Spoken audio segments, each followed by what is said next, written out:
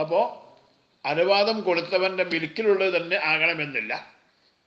അയാളുടെ അനുവാദം കിട്ടിക്കഴിഞ്ഞാൽ നീ എന്നെ തൊട്ട് വധീയത്ത് ഇറക്കെന്ന് പറഞ്ഞാൽ ആ വധീയത്തിന് മൃഗം ഏൽപ്പിച്ചു കൊടുത്തില്ലെങ്കിൽ, അല്ലെങ്കിൽ മൃഗം വാങ്ങാനുള്ള പൈസ കൊടുത്തിട്ടില്ലെങ്കിൽ നീ എന്നെ തൊട്ട് വധീയത്ത് എൻ്റെ മൃഗം വാങ്ങണം, അതിൻ്റെ പൈസ എനിക്ക് നീ കടം തരണം.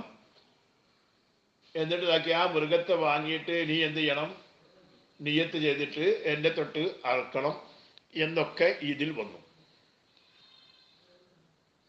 വയത്തി വരുന്നുണ്ട് ഫി വസയിൽ മയ്യത്തി, മയ്യത്തിൻ്റെ വസയിനെ പറ്റി. ഇതാ ലം യുഅയ്യിൻ ലഹു മാലൻ, അവനൊരു മാല് നിജമാക്കിയിട്ടില്ലെങ്കിൽ, ഇഹ്തിമാലാനി, രണ്ട് ഇഹ്തിമാൽ.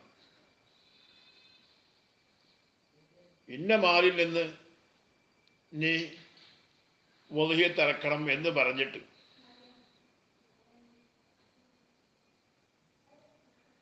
മാലിനെ നിജപ്പെടുത്തിയിട്ടുണ്ടെങ്കിൽ രണ്ട് ഇഹ്തിമാലുകൾ.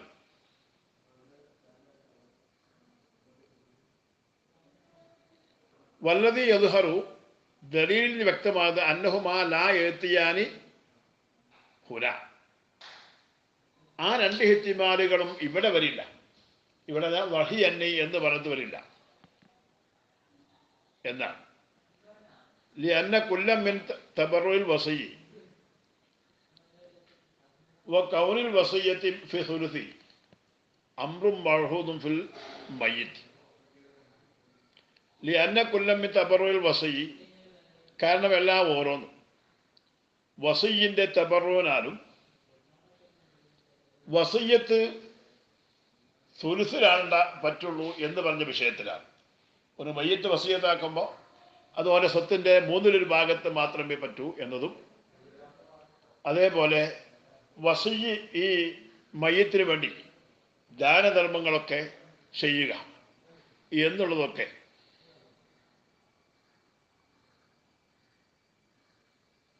അംറും മഅഹൂദും ഫിൽ മയ്യിത്തി, അത് മയ്യത്തിൽ അറിയപ്പെട്ട കാര്യമാണ്.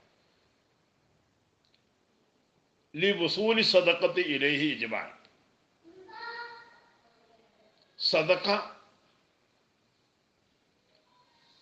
അതിൻ്റെ പ്രതിഫലം എന്താണെങ്കിലും മയ്യത്തിലേക്ക് ചേരും എന്ന കാരണത്തിന് വേണ്ടി ഇജ്മാൻ ഐക്യകണ്ഠേന, ആരും അതിനെതിരില്ല. മരിച്ച ആൾക്ക് വേണ്ടി സദഖ ചെയ്താൽ അത്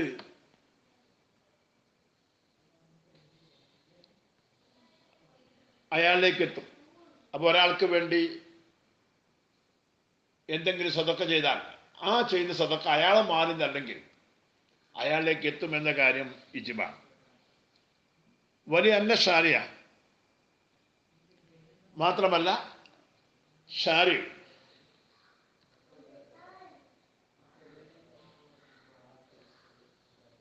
ജാലലഹു, ഷാരി ഈ മയ്യത്തിന് നിശ്ചയിച്ചിട്ടുണ്ട് ആ സുലുസിനെ, അവൻ്റെ സമ്പത്തിൻ്റെ 1/3 ഭാഗത്തെ അവന് വേണ്ടി വെച്ചിട്ടുണ്ട്. യത്ദാറക്കു ബിഹി, അതുകൊണ്ട് അവൻ പരിഹരിക്കുന്നവനായിട്ട് മാ ഫറത്ത, വല്ല വീഴ്ചയും സംഭവിച്ചിട്ടുണ്ടെങ്കിൽ. അപ്പോൾ രണ്ട് വിഷയമാണ് ഇവിടെ പറഞ്ഞത്. ഒന്ന് തബറു ചെയ്യുക, വസയി മരിച്ച ആൾക്ക് വേണ്ടിയിട്ട് അയാൾ വധിയത്ത് നടത്തി കൊടുക്കുക, അയാളെ മാറി നീക്കോട്ടെ, എന്നാലും അത് അയാൾക്ക് വേണ്ടിയുള്ള സദക്കയാണ്. ഒരു മരിച്ച ആൾക്ക് വേണ്ടി മറ്റൊരാൾ സദക്ക ചെയ്താൽ ആ സദക്കൻ്റെ കൂലി അയാൾക്ക് കിട്ടും എന്ന കാര്യം ഇജ്മാ. അതേപോലെ മരിക്കുന്ന ആൾക്ക് 3/4 ഭാഗം സ്വത്തിൻ്റെ കാര്യത്തിൽ അധികാരവും അവകാശവും ഉണ്ട് എന്ന കാര്യവും അത് ശറയിൽ അറിയപ്പെട്ട കാര്യമാണ്.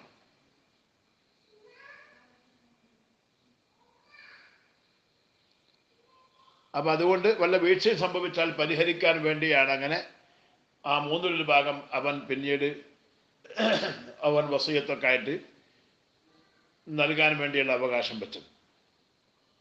ഔ യഹൂസു ബിഹി സവാബ, ഒന്നുകിൽ അതുകൊണ്ട് അവന്റെ വീഴ്ചകൾ പരിഹരിക്കാൻ. ഔ യഹൂസു, യഹൂസു ആയിരിക്കും ജീമാവല.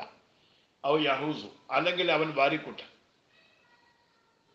സവാബ സവാബ്. വല കദാലിക്ക, അതുപോലെ അല്ലല്ലോ അൽ ഹയ്യുൽ ആദിലു ഫീഹിം, ഈ രണ്ട് വിഷയത്തിലും അനുവാദം നൽകിയതായ ജീവിച്ചിരിപ്പുള്ള ആള് ഇതുപോലെ അല്ല. സ്വതക്ക അയാളിലേക്ക് ചേരുന്ന വിഷയത്തിൽ, അതേപോലെ 1/3 മാത്രമേ കൊടുക്കാൻ പാടുള്ളൂ എന്ന് പറയുന്ന വിഷയത്തിൽ അങ്ങനെ ഒരു പരിധിയൊന്നും ജീവിച്ചിരിക്കുന്ന ആൾക്കാരെ പറ്റിയില്ലല്ലോ. അയാൾക്ക് വേണമെങ്കിൽ മുഴുവനും അയാൾക്ക് കൈകാര്യം ചെയ്യാൻ പറ്റും. ജീവിച്ചിരിപ്പുള്ള ആൾക്ക് അങ്ങനെ നിയന്ത്രണമില്ല. അപ്പൊ അതുകൊണ്ട് ആ വിഷയം ഈ മരിച്ച ആളുമായി ബന്ധപ്പെട്ട വിഷയം പോലെ ഉള്ളത് അല്ല.